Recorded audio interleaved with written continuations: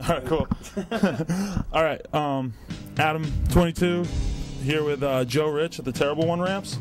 We kind of like brainstormed 10 questions to ask Joe, like on the van ride over here. All right, so first one we came up with.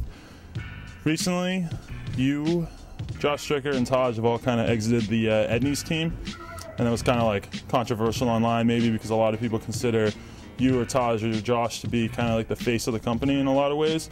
I was kind of wondering what terms that happened on, like, because you've been with the company for so long, and I know Taj was kind of vocal about why that happened on his blog and stuff, but I was just kind of wondering what your take on it was. I'm kind of actually glad you asked that question, because I've had a few people ask me, and to me, I never understand, like, it seems like people take for granted that riding for a company is an opportunity, and I know it's a two-way street, but I look at it as like, you know, they came to me and helped me out when I had nothing, you know, and every year that I rode for them, they provided more and more opportunities for me, and it was just amazing. And I mean, just the fact that it seems like, I don't know if through riding or whatever, people like automatically assume like, if you are getting paid at one point, when that ends, like, they quit the company. But to me, I don't understand that, because it's just like, man, like, they've provided like the most amazing years like in my life. So how I can help them now is riding for them still. Because you are still currently wearing Etnies. Oh yeah, I still, like, I mean, that's what I'm saying, like, as far as like your definition of sponsor, like, your first knowledge of it is like getting stuff, right? You know, and it's like the paycheck, like, is a bonus always to me.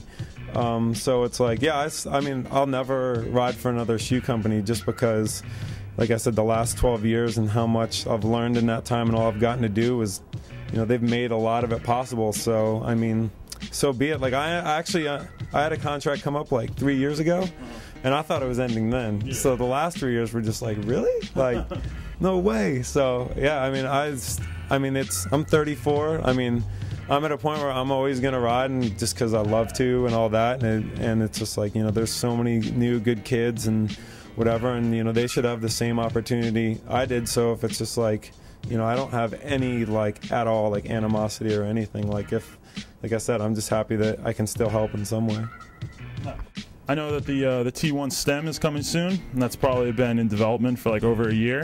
And I was kind of curious about what, like, the process is with you guys putting out a new product like that, because it seems like a lot of companies are really happy to just kind of like put out a stock stem as soon as they come out, and it seems like you guys kind of have taken your time with like all your parts to an extent, like really trying to do something different. Take our time, we never have new parts.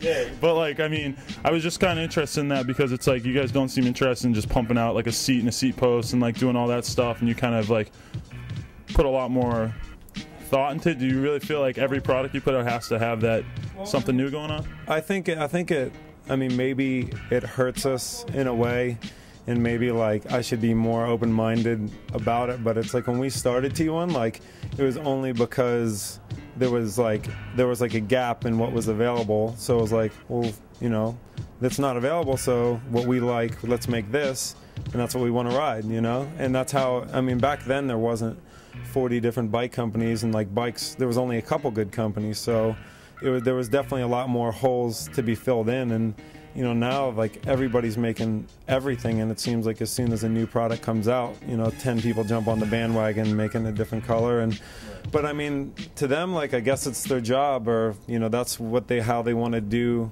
their companies, and everybody has their own right to that. But for me, like, I always just kind of think like, well, if you can get it and it's good, then, you know, then I'll just get it, you know. Like, I don't need to necessarily put a T1 name on it, but if there's a new idea that I like that I don't think is just the sake of it being different, like I actually think it improves things in a way, then that really makes me want to work on it and develop it, you know what I mean? So like, the stem was awesome because John Pova designed it, and he came to me as like, hey, you know, I have this idea for you guys, and Phil Wasson's making it, and just how like Phil's knowledge and John's knowledge, and then like from an outsider, like having not thought about it at all, like my input being like, oh, well, what about this? Does this make sense? And they're like, oh yeah, you know. So it's cool that it's like a joint process, and especially since like since you've never quite seen the exact thing. So as it's developing, you just get psyched because it's not like,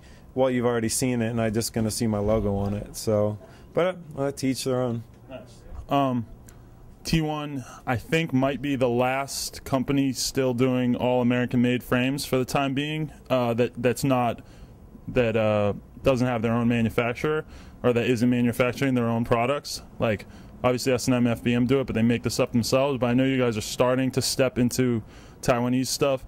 I was kind of wondering, like, how important American-made stuff is for you, and like how do you ever see the company being fully Taiwanese, and like what was the thought process when you decided to start outsourcing in that regard?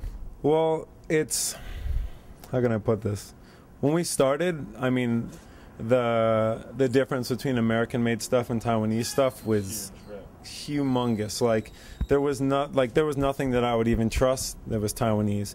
But the really crazy thing that happened is that all they did over the last 10 years was improve. Like, you know, we want to make the best stuff. We want to make because if people are coming there, they want to be able to offer them something so they keep coming back there. So they improved the whole time, and a lot of the suppliers over here, unless you have like a lot of money as a company that you can drop and get like mill runs of tubing done or buy it in such quantities, like there's no way you can afford like some of the specialty tubing and all like the little trick bits and bobs that can come on bikes now.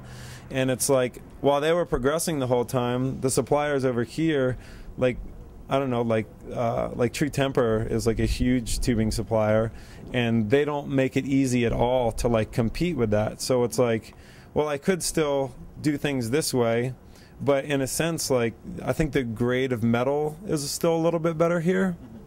But with all the processes they can do over there, with all the heat treating and like how it's all just one complete kind of process, it's just like, you know, there's just so many like little tricked out things you can do on a bike that, you know, a bike would cost $600-700 here if you tried to do it all here. And for me, more than the biggest difference was American-made Taiwanese. Like I went there in last January just to see for myself, because I had a lot of preconceived notions from, you know, I was around back when it was not very good, and I went there and I was just completely blown away, like just how nice everybody was and like all the places and just how it all worked. I was just like man, all these people are like trying to make stuff better when, you know, and also like, I mean, getting stuff American made, it's, at least for us, like how you were saying, without us having our own in-house manufacturing, like everyone's kind of like doing it like by the seat of their pants, to where it's like nobody's really making the kind of money that is even like normal for a business to make, because it's just like, you know, if a road bike costs, you know, a shop $260, and you know, in that world, it's going to sell for no less than $500. But if a BMX frame does, like, you know, you can't sell it for over $350, or else no one's going to buy it. You know, so there's just a lot of weird stuff and how things have changed, and I mean, straight up for us, it came that our frame manufacturer, you know, he's done. Like he finished at the end of last year. And what I was going to get to before, like so much, it wasn't so much American Taiwanese, it was just that everybody who did stuff for us was like friends, you know, like we had like a personal relationship. So, because I've never been much of a businessman, and I think that's why T1 has so many problems, like financially, just because, like, you know, I tried, like, I've always kind of said, you know, it feels more like something like some kind of little clubhouse or something, rather than like how everything maybe should go business wise. So I was like, oh, I always get to talk to my friends, and it didn't seem so much like, you know, like, oh, this is business, you know. So I mean, that was the biggest difference for me. But Aaron from Solid's gonna make like Garrett's new frame for us, so there'll still be a few things. Nice. Sorry, I know that was long. No, that's cool.